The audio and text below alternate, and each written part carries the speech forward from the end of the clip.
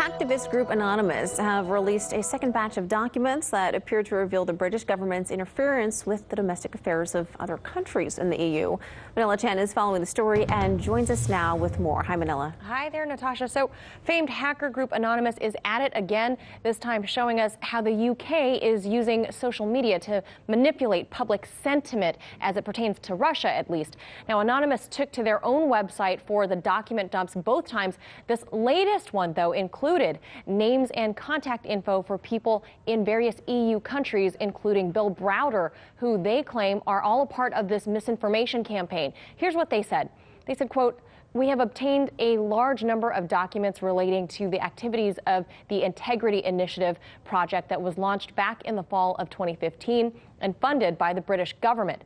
The declared goal of the project is to counteract Russian propaganda and the hybrid warfare of Moscow. Hiding behind benevolent intentions, Britain has in fact created a large-scale information secret service in Europe, the United States, and Canada, which consists of representatives of political, military, academic, and journalistic communities, with the think tank in London at the head of it." Now, Anonymous says that the UK have organized clusters of operatives in countries like England, Germany, Spain, and other EU nations to essentially rally around the whole Russia narrative as a scapegoat, especially as the UK is facing difficulty in the ongoing Brexit ordeal. Now, they say having Russia as the scapegoat helps to keep the population and the media all united. So, Natasha, the irony here is that the UK government is doing exactly what it's accusing Russia of doing, and that is interfering with the domestic relations of all these other countries. Now, in the psychology world, this would be called projecting, but this is politics, and what we are witnessing here is the deliberate distraction technique with the masterful use of the media and other soft powers, Natasha. All right, thank you so much, Manila. And with the hacker group in question, I'm now joined by a panel, former UK MP George Galloway and Conservative commentator Ed Martin. Gentlemen, thanks so much for joining us today. Good to be with you. Welcome. Well, George, are you surprised that hackers are alleging the UK is funding a smear campaign against Russia that's being spread all across Europe? I'm so not. Manila put it very well. This is a look over there campaign. It's to distract the British public from the unbelievable incompetence of the Brexit negotiations, of the political logjam here. Whether you caught the Russia contagion from us or we from you, we are two countries divided by a common language, but we're on the same page, lingua franca, when it comes to Russia.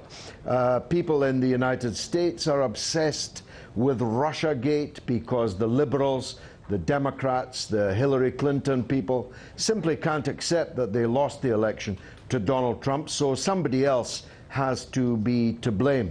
And I'm afraid the same processes are at work here in Britain. Britain seems to be the intellectual head of the snake, seems to be funding to the tune of millions of pounds, secretly, by the way. It's another of the offensive things about this. All of this was done with the British people's money, without their knowledge and certainly not with their consent. And it requires a wholesale interruption and interference in other people's affairs right across Europe, it would appear.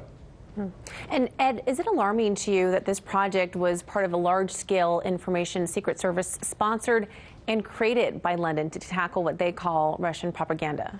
Yeah, you know, here in America, one of the things that has not been covered by our mainstream media is the fact that the Steele dossier, which was at the beginning of this so-called Russiagate, as George referred to it, that was done by a British member of their intelligence service. Now, the guy, I think, is retired, but I'm not sure how much retiring goes on when you work for that service. So now we see that the British government is not only doing something in America, they're doing something in Russia. And George put put his finger on it. In America, the distraction of Russiagate is meant to take us away from America first, to try to tie up the work that President Trump is doing to make America better and make it great again, which is really taking on the establishment, the globalist order.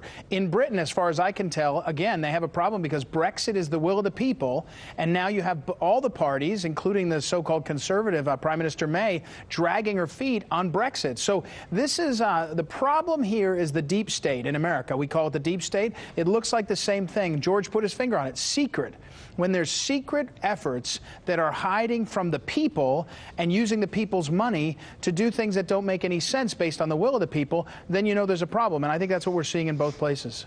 And George, what does this mean for UK-Russian relations moving forward now? Well, they're in the tank. I mean, they're in the deep freeze. Britain has always had a problem with Russia, even before the change of power in 1917. The rivalry between British and Russian imperial courts was acute. Britain actually invaded Russia in the early 1920s, had a huge army there trying to bring about regime change.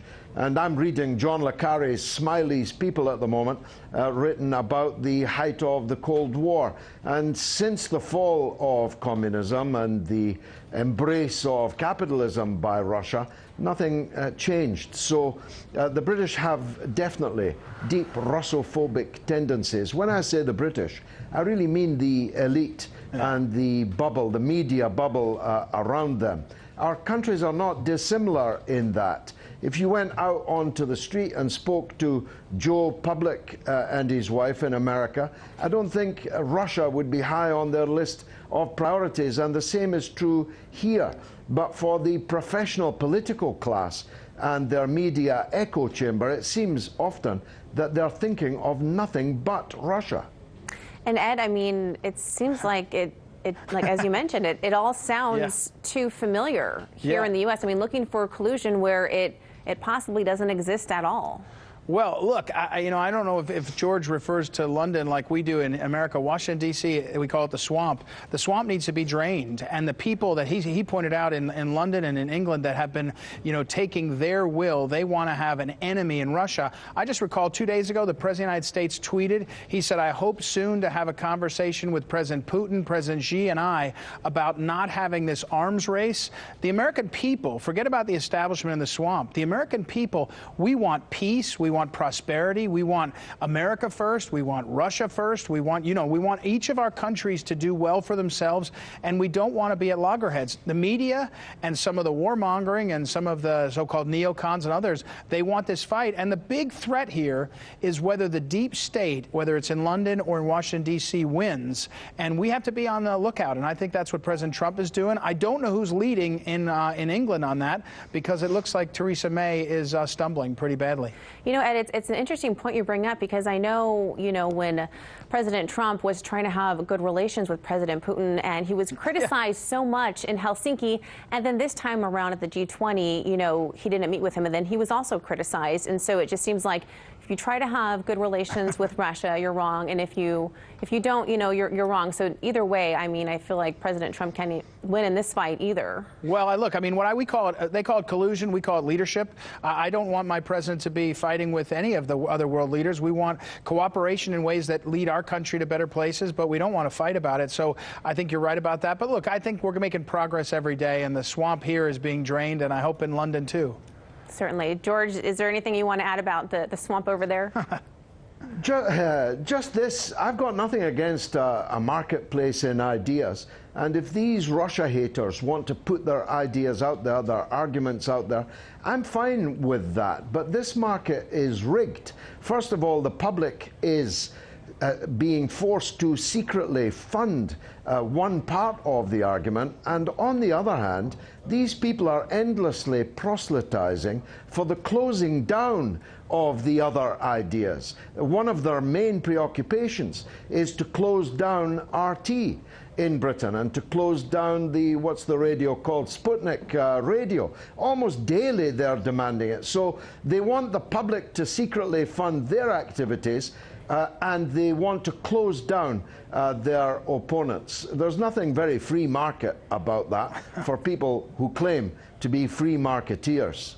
Interesting points, gentlemen. Thank you so much, Ed Martin and George Galloway. We really appreciate your insight. Hey YouTube, thanks for checking out our channel. We hope you enjoyed the video. We have tons of content for you just like this. For more of RT America's one-of-a-kind news and analysis, be sure to subscribe and never stop questioning more.